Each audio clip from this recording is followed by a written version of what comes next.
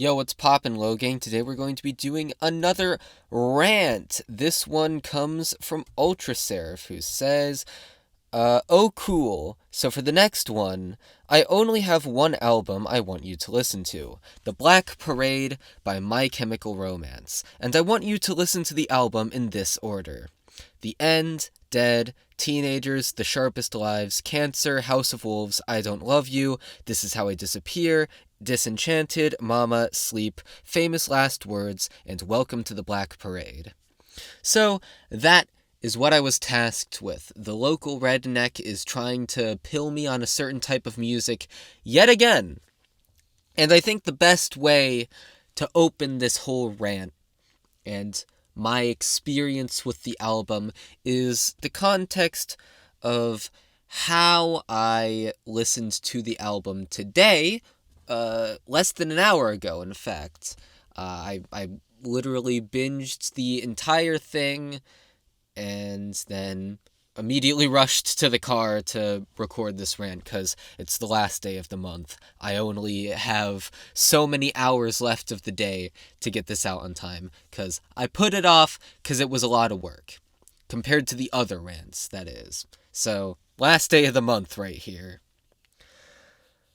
But anyway, so my initial experience with this album actually predates me being in my backyard today. I was even able to quote some song lyrics to Ultraseraph in DMs from the Black Parade, namely from Teenager, just screaming out, "Teenagers scared the living shit out of me," that. And the reason why is because I'm sure most people over a certain age can relate to this. Those few bands that they only know because their ex-girlfriend was really, really into them, and then as soon as they broke up with their girlfriend, they decided not to ever listen to the songs again. Probably not consciously, but most likely just drifted away from them in a sort of passive manner, I guess, which is what happened with me. I never disliked My Chemical Romance, but I was never nearly as enthused as my ex-girlfriend. She was fucking into that band, man. It was like some sort of hyperfixation or some shit. Along with Tally Hall and not Fallout Boy. What the fuck was it? What the fuck is the 21 Pilots? There we go. 21 Pilots. Those are the three bands she was super de-duper into and that I was subjected to constantly whenever I was around her. And she really tried hard to get me into the Black Parade specifically. And so because of that, I had Dead and Teenagers on my big ol' YouTube playlist where I put all the music I like. But I didn't really listen to the songs that much after we broke up. I just sort of had them logged in my memory. And so today, I listened to all the songs in my backyard. I decided that I would just sit against a tree and put my headphones on and just listen to them out there. And it's definitely a different experience than I'm used to when I listen to music. For the previous set of rants, or I guess set of albums that I did for the previous rant that Ultraseraph had me do, I played the songs in the background while I was drawing. But I felt that me focusing on the drawing made it more difficult to focus on the songs themselves and form opinions about them.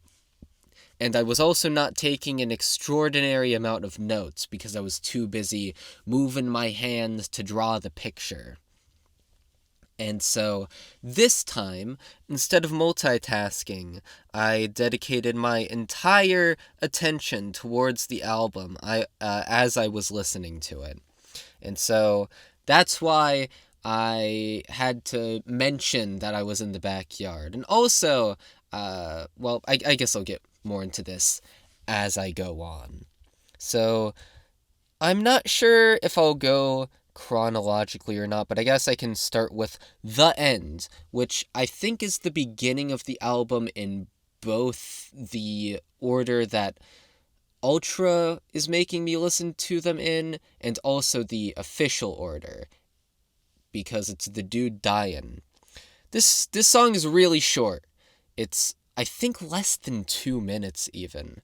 And it just kind of, to me, just exists.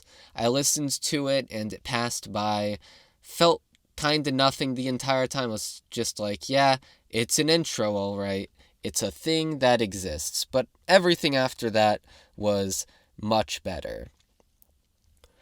So we had Dead and Teenagers back to back, and this was about the time where I sort of realized what the listening sesh would have in store for me. Granted, I kinda already had a general idea of how it was going to go based on the mood I was in, because right before listening to all the songs, I was thinking about the fact that I would have to do the rant soon, and I realized, oh, I want to listen to them in my yard, because that's just the type of mood I'm in, and I was introspecting a hell of a lot on that scooter ride, and I was like, yeah, I'm gonna be vibing to these things while contemplating life. More than likely. And that is roughly how it happens. Sometimes I just let the song exist and occupy my mind entirely. Other times I just vibe and sort of have my thoughts elsewhere, generally about the upcoming few days that I'm going to have to partake in, coupled with sudden waves of nostalgia when I'd listen to stuff like what the fuck is it? So it's This Is How I Disappear was one of the songs that I didn't recognize immediately, but it very quickly came back to me. Same with Mama. Mama is one that my ex really fucking liked. I think it was her favorite song on the album or some shit. She would not stop talking about Mama, not stop playing Mama. And I sort of get it. Because I guess my main issue with the album would be that a lot of the songs do blend together. Maybe not even the entire songs, but many parts of the songs. And Mama is one of the most distinct and memorable ones there. You know, it isn't just loud blaring guitars all the time. You know, it's got a bunch of different sections. There was one part where I was writing a note like, see, I like MCR's sound on a basic level, but a lot of their songs blend together. I want more distinctness, like, the middle of this song, holy shit, wow, this is so good. And mind you, the middle section of that song came on as I was writing that bit, and I was like, oh my fucking god, this is good. Yeah, more of that, please. Another song I really liked was Cancer. That was one that was getting me a bit up in my feels. It was, you know, it's got a more, I don't know exactly how to describe it, just emotional sort of melody, I guess. And my only issue with this is that, with the song, is that it's really short. It is about 2 minutes 20 seconds, give or take. And it felt like it was over before it really had a chance to begin. And granted, it's called Cancer, so maybe that's thematically poignant in a way. But it felt like a song that could have gone on for twice as long and been better for it. Because, you know, just like The End, it was over very quickly and didn't leave the impact it could, although instead of being just a song to me, this one got me to feel something. I enjoyed it. There are a lot of songs that I don't have a lot to say about, where I was just vibing to it in the background while I was thinking about life, just like, yeah, this is enjoyable. I will say there's no songs that are really bad on this album. MCR's sound to me is very particular and something that I just inherently enjoy on an aesthetic level. Not to say I'm particularly into emo or screamo or dark shit or whatever the fuck, but more so just the guitars. It's rock, right? And I enjoy rock just as a concept. It's fun to put on in the background while you're in your backyard contemplating stuff. And as an overall experience, I think it was a really, really good time. Because it's not even necessarily just because of the album, but the circumstances surrounding my partaking of it, if you will. The fact that I did listen to it in the emotional state and in the place that I did. Because I'm always happier in my backyard. That's something I've noticed. If I'm sitting in my backyard, I am enjoying life. If I'm in my bedroom, it's like a coin flip. So, probably a good thing in terms of my review of this album, that I did listen to it where I did in the way I did. One song that I definitely want to talk about is Welcome to the Black Parade, because it's the one. It is the one that people know this album for. It's named after it. The story behind this album is that Gerard Way imagines death coming to you in the form of your happiest memory. And for him, it was a marching band he saw with his dad. And this song is sort of that story told. Now, admittedly, okay, so the order that I listened to the songs in, and that Ultra had me listen to them in, I can only presume it's supposed to affect the storyline of the song. I did not particularly pay attention to the story of the songs. I just sort of vibed. And a lot of the songs, I just put in my notes, yeah, I'm vibing, and that's about all I had to say to them. Some of them were more emotional, some of them were more upbeat and fun, but at the end of the day, there was a lot of vibing, and not a whole lot of taking in the message of the song.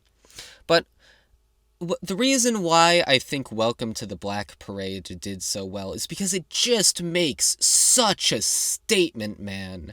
It's very, very unique. And you upon hearing it, you instantly know this is different. This shit is gonna hit way different than anything else you've ever heard before. It is a very hype song. I am trying to find the song that I am thinking. Okay, so House of Wolves is the one that I was thinking about.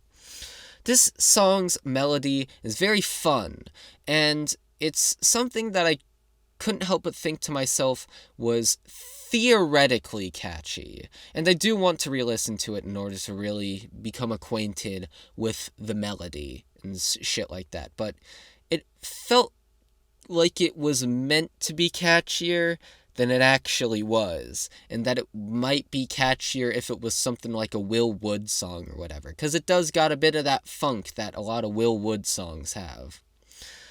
Overall, I think that's about an overview of the album and my experience with it. I know I didn't go as in-depth as I did with the country songs, but admittedly, an ulterior motive while making this rant is that I realized that all my rants are either less than 10 minutes or over 20 minutes, and so I wanted one that was in between 10 and 20 minutes, which is why it is currently a 14-minute recording, and I'm going to do an outro real quick so that I can make my goal. But, yeah, overall, I enjoy this album. I thought it was good, and I'm very glad that I can spend my evening just watching the sunset while having this on in the background.